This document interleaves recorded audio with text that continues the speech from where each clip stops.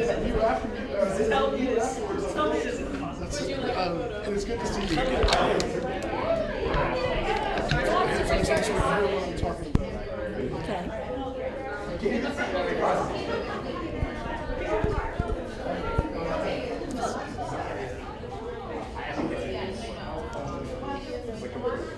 Now, what were you telling me a minute ago about this just kind of film seemed like the right place to house this?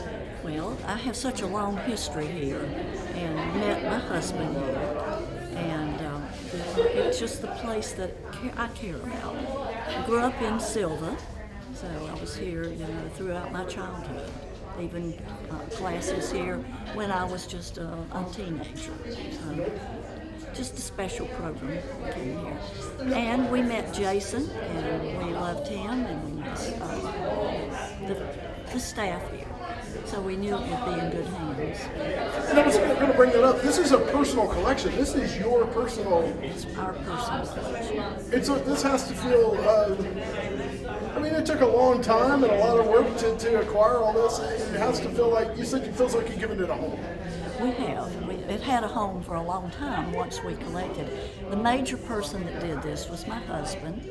Of course, I assisted him, and we did it together. And I guess I would say that we literally fell in love with the story of Massa. And we lived that as Bill wrote about it. We shed many tears about him over the years. And I told Paul it has been so rewarding to have his early history because we, wondered about that. But I will add something to this. I paint with watercolors. Massa's work has been an inspiration to me. And Bill has had to stop many times on Parkway when I see a limb hanging over and framing a picture, or I see clouds and see the mountains in the distance. Now, I can't even get close to the types of things Massa did, but his work has really influenced me and affected what I do as a watercolorist, as well as our history influence.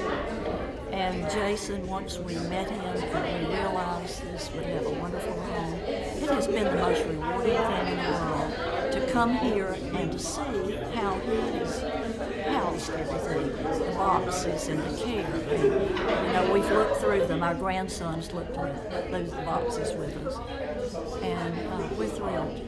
And this is just a dream to us. We had no idea when we came here this was what we were going to see to this extent. And there's a lot of people here. Wow, it's wonderful. It's good to meet you again. It's good to meet you. It's nice to meet you. Now, what is it about George Massa? Because those of us who follow him or look, we're a little bit obsessed with him. What is it about that? Why? Well, first of all, Bill has walked all the trails in the Smokies. We grew up in the Smokies before we ever met each other. As children, we came there, so we were in love with the Smoky Mountains from childhood. And we took our first hike together in Deep Creek. In fact, one of the Massa pictures is of Indian Creek Falls, where we went the first time. And as we began to think about Massa, Bill wrote about him. He interviewed two people that had known him, and that enriched our understanding. But each time we read something, each time we saw his photography, it just became just a passion with us, and a very deep and passionate admiration and to know more. So we kept pursuing it. And it wasn't something that happened one time. We had a library in our homes where all these things came from. And so in the evening, we spent time there. We frequently would talk about some new find. What did we find? Was it a picture in a brochure? Was there something somewhere? Bill he went on eBay, he went everywhere. We went everywhere to find Massa. And over these years, we found Massa in our hearts and in our lives. And it's really special that you could do it with your husband. It's a shared experience. That has to be very special. Well, we spent 55 years accumulating the books for our Western North Carolina Library, which is at UNC, and then all of the ephemera is here. So we have been doing this a long time. Now, do you still have Massa, private Massa collection, or have you donated it all to Western? all of it in the Western, most all of it. I mean, a few things, we have a few photographs, but it's here. And here is very much home for you too. Yes. Yes, both of us have come back home, you know, to put this collection in the best possible place. And we were talking about it as we came on campus, telling our grandson it was just coming home. In fact, we went the wrong way to get in here because we were going from memory and it was not right. Awesome. Anything you want to ask?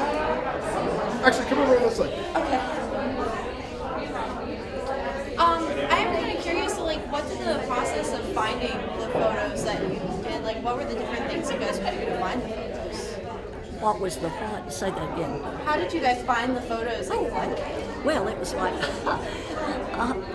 was a hunt, a constant hunt. It was looking at all kinds of ephemera because NASA was involved in a lot of photography in Asheville, postcard photography, Biltmore State, all around the Asheville area. He photographed things. So we would find them sometimes in places we didn't expect. We would find them online.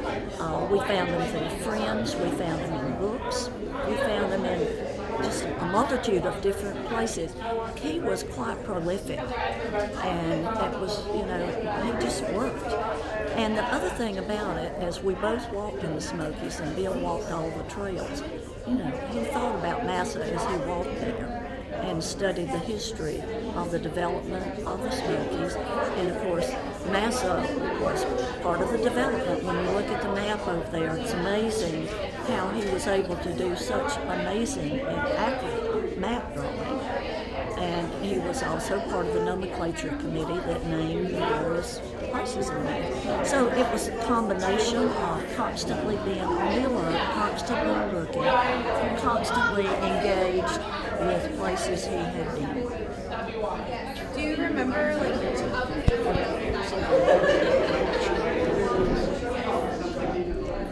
my pocket right now? Mention Rebecca was kind of like a faculty person, but He is super fun to work with. Honestly, one of the most fun professors I've had. And I'm about That's to all I've got going for me is fun. Let me get you to step over on this side if I could, just so we're both on the same. That's fine. Okay, Mr. Hart, and it's H-A-R-T, isn't it? H-A-R-T. Okay, so tell me a little bit about what's happening here. What's happening today? Yeah, what's going on? Why are we all here?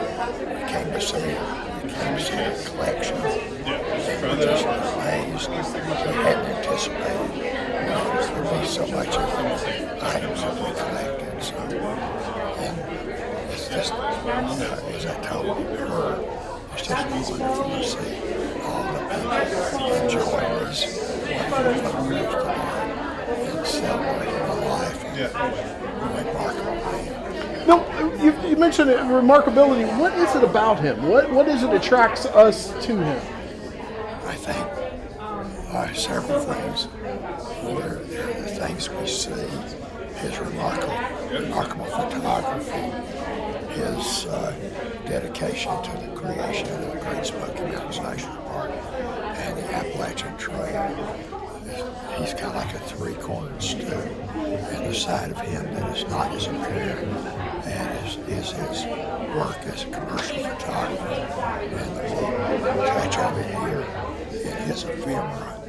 But he did a tremendous amount of work, and part of his legacy is recording the history of Asheville and the region in the 20s and late 30s. And in my view, he's responsible for the nation really understanding Western Carolina. Now, let me ask you this. Are you aware of any gallery showings of his work, like a solo showing, or is this probably it? Western Carolina University had a showing of his work a few years ago. The Asheville Art Museum owns a showing of his work.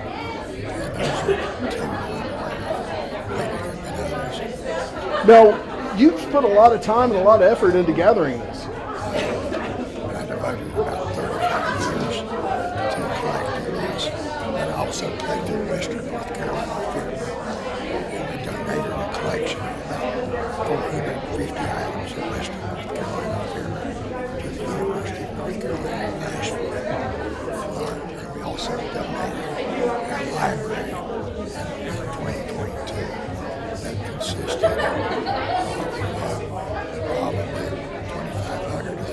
missing items. So go online, look up the Bill and House Art Collection. You can find it there. Now, why donate? You spent all this time putting all of it together and doing all the research. Why donate it at all? Well, to preserve the work. I didn't think there would be another collection like this.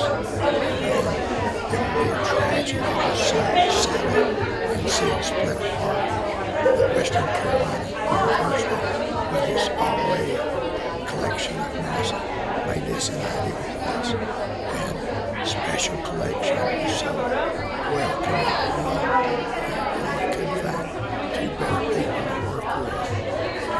Liz and Jason. And you all have a connection to Western. We're both graduates here. Awesome. Alice is a graduate several times. I just barely sneaked out. So is there anything you want to ask? I am curious, do you remember like the very first time you learned who George Massa was? I'm not sure. One thing is certain, that Alice gave me a copy of From Strangers in High Places, and he was mentioning that. But I'm not really sure. But once I knew about him, I had an abiding interest to try to find out who he was. So that was something. There's something, I guess maybe it's the mystery or the enigma about him that really makes him attractive and makes us want to know more. In 1997, I published the first book. I wrote an article for Bob Brooks, maybe we all remember well, which was the first complete article of his life. And I got a lot wrong that I thought was right at the time, but that helped me get some of the interest in him. And Paul made his field kind of went from there. Awesome. So anything else you want to add? I've already added all that. I'm too much. I have something else to add. Oh, you do? Okay. Alice has been a vital partner throughout the effort, and we have done this together.